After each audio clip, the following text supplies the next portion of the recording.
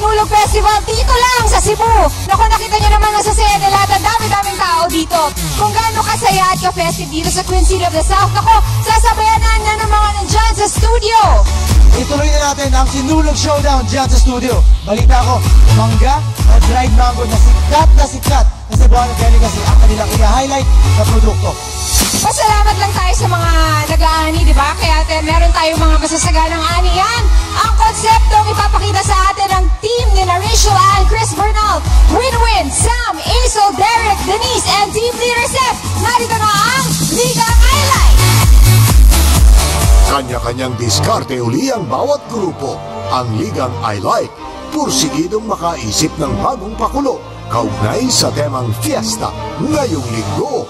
Ang napili po namin queen ngayon, si Queen Winwin.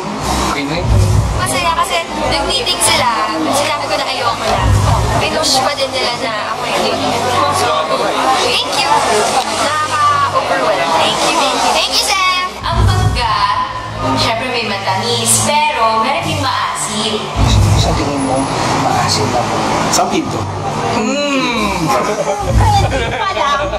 Siya na yun eh. Ang bata mo pa. Pinaka-sweet for me si Rachel. Wish ko lang ganun ka-sweet yung aking voice. Matamis man yan o maasim, blessing pa rin yan. Kaya dapat magpasalamat tayo sa Diyos. Pero mabuhay at pasalamat namin sa Kanya. Hanayaw ng Ligang Highlight!